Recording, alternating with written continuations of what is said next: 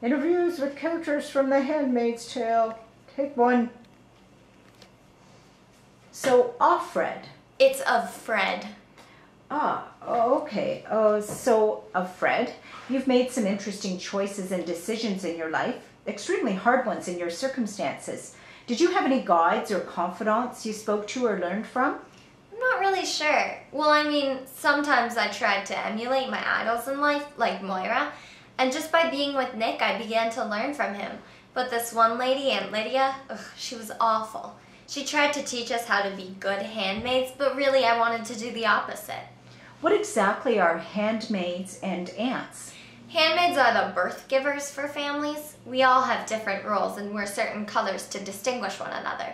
Red means handmaid. The aunts who teach us, boss us around, and dictate what we do in our lives, wear brown. They're also the wives of the commanders, who wear blue and just sit around and watch TV or knit or whatever. Marthas wear green and do chore-like tasks, like cooking and cleaning. Yeah, let's make this quick. I gotta be back to work in an hour. Oh, where do you work? A brothel. So, Moira, Offred describes you to be her idol because you're a free-spirited kind of gal. Can you confirm this? Yeah, I think of myself to be kind of a rebel. I've never really been the conformist type, being a gender traitor and all. A what? I like girls. Oh, I see. So how come you never were a handmaid? I was in the Red Center where the handmaids stay and learn how to be proper handmaids and how bad the olden days were, where they live when they haven't been assigned to houses yet. I escaped by tricking one of those stupid aunts. I trapped her in the bathroom and stole her uniform, then just waltzed out of the building. No big deal. I found refuge at another rebel's house, and we worked for months trying to get me across the border into Canada in safety. Unfortunately, that plan failed. They caught me, but in an earlier life, before this communist government took over, I had gotten my tubes tied, so being a handmaid was out of the question. They gave me a few options. I chose the brothel. Who is the communist government? They're called the Eyes, and they're super Christian, which is why they hang so many people as lessons for us. Abortion doctors, people of other religions, rebels.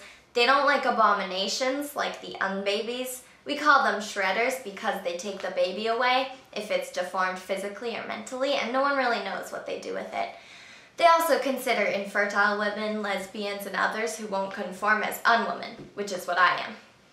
So how did everyone view Moira after she escaped? As a beacon of hope. It was something we'd always dreamed of, but no one's ever accomplished it. The only real way handmaids have escaped in the past is by suicide, and they childproof the houses we stay in, so we can't even do that. Really, Moira gave me strength to stay alive and hope for things. An end to the government rule, finding my daughter and husband I had before the takeover, seeing my mother again, all those things. I keep wishing every time I wake up that this world would all be just some nightmare, but it never is. So you wish to emulate Moira sometimes? I want gallantry from her, swashbuckling heroism, single-handed combat, something I lack. Just acting as though she was with me and a what would Moira do attitude kept me alive and strong. I did not commit suicide as I probably would have, all thanks to Moira's inspiration.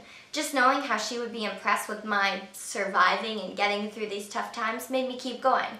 Really, Moira helped change my outlook on this bleak situation. If Moira escaped and was living a better life, so could I. So Nick, Offred mentioned you earlier. Can you tell us a bit about yourself? I'm the commander's chauffeur. He's Mr. Big Shot and pretty much in charge of the whole household. What was your relationship with Offred like? Well, the commander wanted a more intimate relationship with her. Later at night, I'd give her the signal for when the commander wanted to see her. It was the commander's own idea, so he could have a better relationship than with the last handmaid, who hung herself. He gave me illegal things like hand lotion and books. The handmaids weren't allowed beauty products, and a woman reading was considered a sin.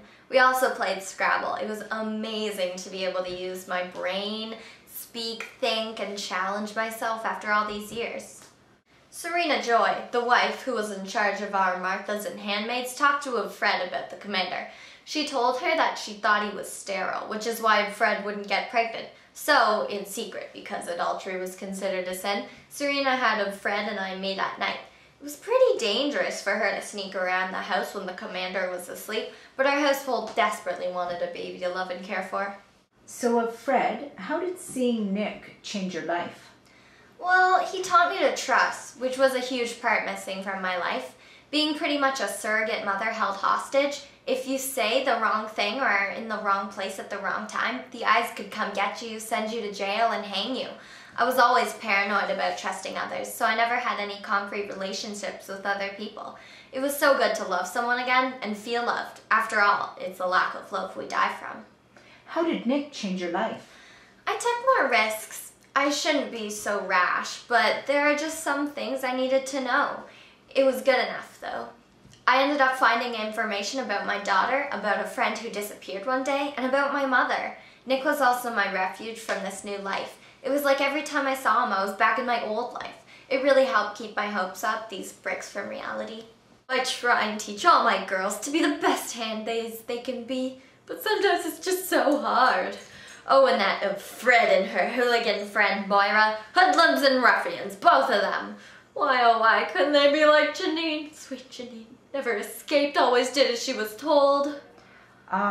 So Aunt Lydia, what exactly do you teach the handmaids? Well, I show them the evils of the past. There was rape and murder and kidnapping, and whose fault was that? The woman's, with their booty shirts and tube hats and go-go boots. Yes, okay, that's very nice.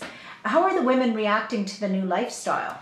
Well, not very well at first, but in time the generations will come to find all of this, women's exclusion from reading, writing, and rights, to be absolutely normal. And if not, well, we always got our cattle prods.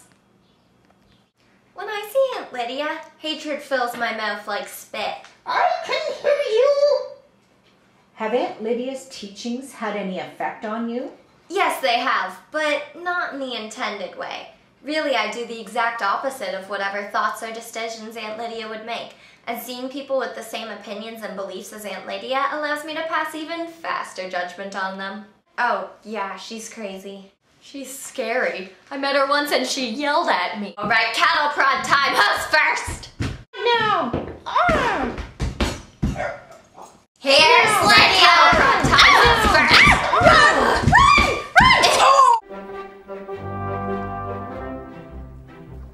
In every mental law, the statement smacks of vanity. We claim to rank before Before the wisest of humanity.